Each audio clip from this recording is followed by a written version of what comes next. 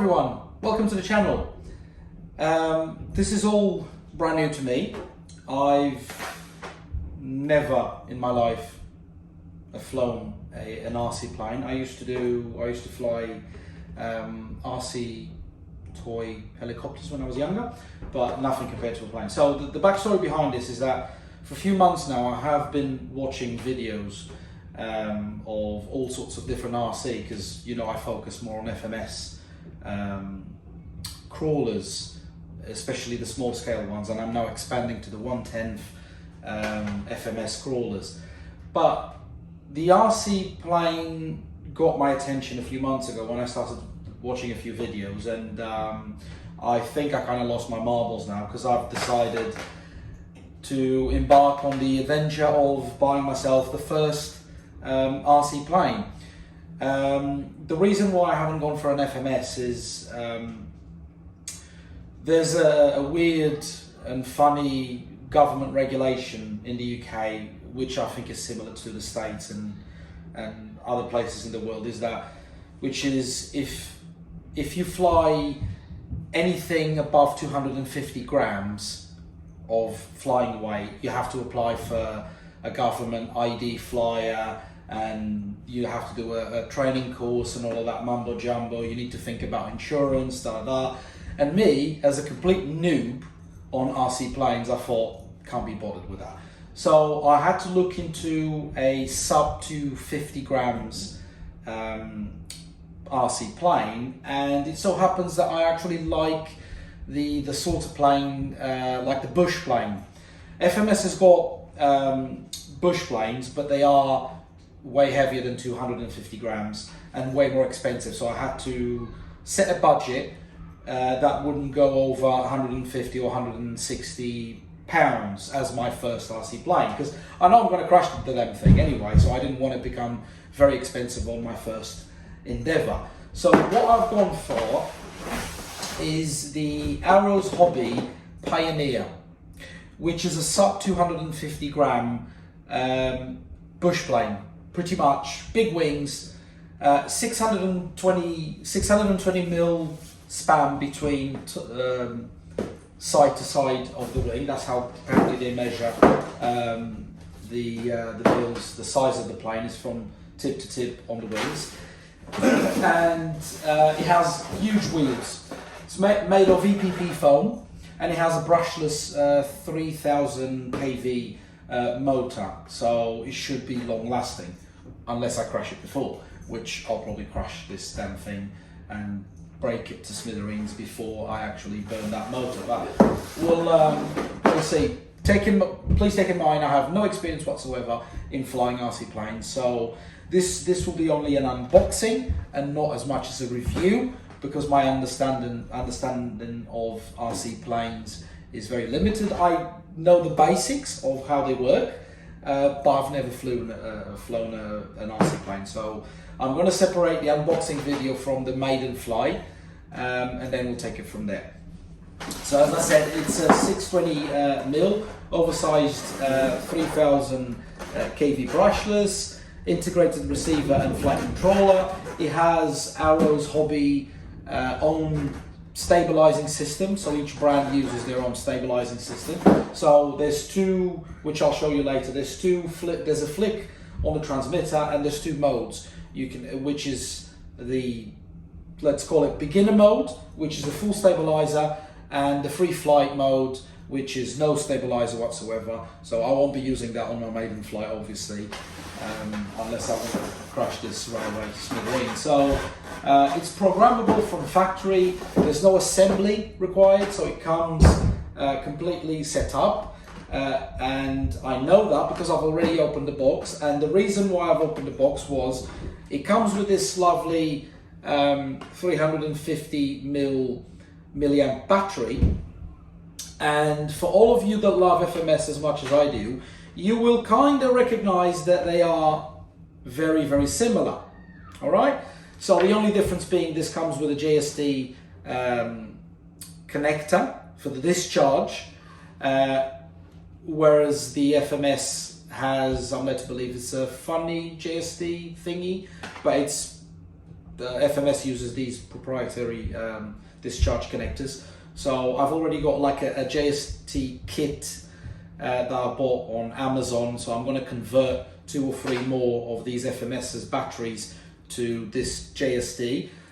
This battery will provide arrows, say, about 10 minutes flight, depending on how you use the plane and depending how windy the conditions are.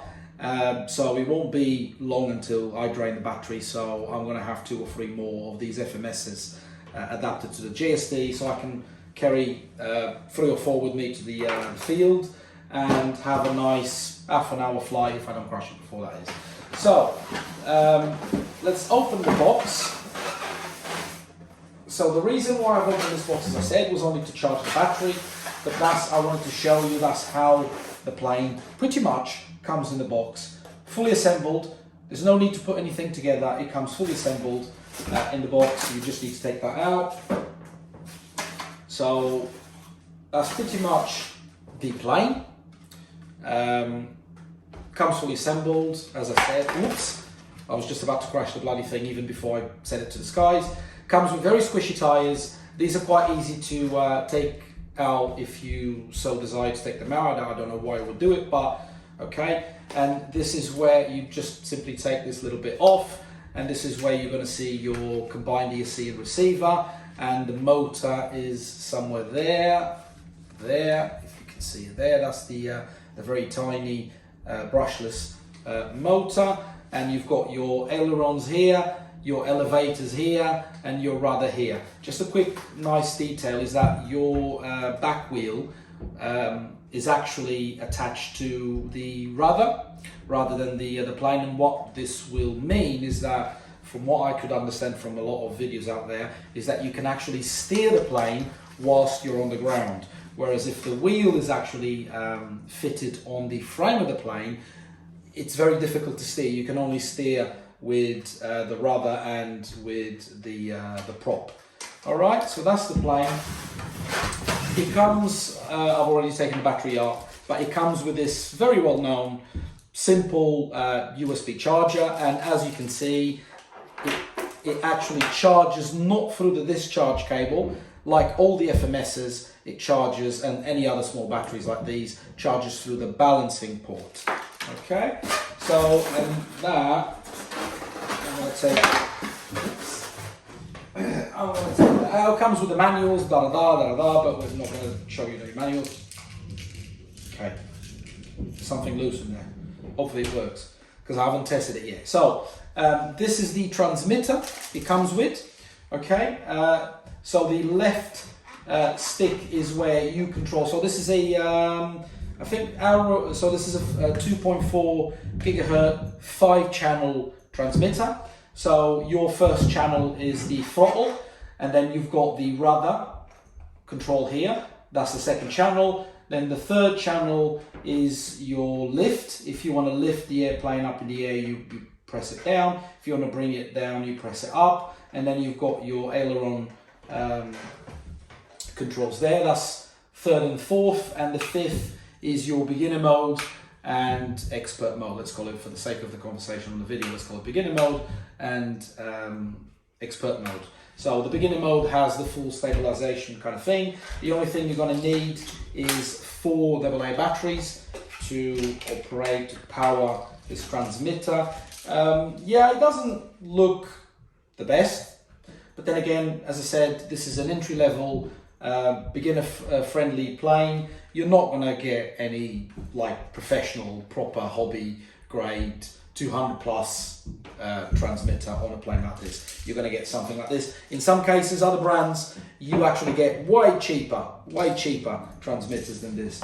So it looks okay for what it is. All right, so the battery has been charged, and like in the RC trucks, cars, rigs, whatever you want to call them, you turn on the transmitter first before you attach the battery. So these relatively cheap planes don't have an on and off button, so they come on as soon as you plug in the battery. So and from what I understood from the manual, you have to plug in and allow the combined ESC receiver to do its checks before you actually start messing about. So one thing I've already learned watching a lot of videos is before you plug in the battery, make sure your throttle is all the way down, because you don't want, although this is a relatively lightweight, cheap plastic prop, you don't really want to cut yourself whilst you're doing this. So safety first. That's it. Like this. So you get that little beep. So you leave it alone for a few seconds and it will, as you can see, it's testing all the servos, and that beep means it's ready to fly. So there's a little port here, a little gap there where you actually put the battery. You can see that this is the stabilizer. As much as I move the plane, this is the stabilizer now trying to force the plane to be stabilized, right? So you put the battery on. I think there's a consideration here for the center of gravity, but in all fairness, they really want you to put the battery. There's no other space inside the plane to put the battery, so I think your center of gravity is really where they said put the battery on, so the battery fits like that. And from what I've learned, so you put that back like that. It's a quite nice plastic mechanism, so that's it. And I think that's the beep for the first minute that the battery is on. So annoyingly, you will beep every minute to give you an average of an indication of what 10 minutes mean. But if this video is 5 minutes long, it will beep for 5 minutes, and I haven't even taken up to the skies. But that's how a relatively cheap plane works. So the center of gravity, I think you measure with something like that. You pick up the plane like that, from what I could understand from some videos, really expert people, and it seems to be kind of okay. Let me see now. There's no markings here to put your fingers, but other airplanes, more expensive, they will have their own markings. So you kind of lift them like that, and if it looks stable as it is, then that means it's stable. So your throttle control is here, and then obviously you've got the trims. You've got all the trims here with the rudder, either to the left or to the right. That's your third minute. Then you've got the setting for the throttle, and the same thing for here. And these two are bind buttons for whatever reason if the transmitter doesn't bind to the ESC/receiver. So this is the throttle, okay? So that's full speed. Obviously it won't go anywhere because I'm grabbing the plane. And that is the elevator there, if you can see it. And these are the I bloody forgot, I'm having a dumb moment now. Ailerons. Yeah, these are the ailerons. I was having a blank moment. Really dumb. So it's on beginner mode, so it won't flick too much. But if I change to expert mode, you can see it flicks way heavier. So your inputs on this little grabber thing, I forgot the bloody name now, the stick, will be heavier on expert mode, and the same thing for the elevator, and the same thing for the rudder.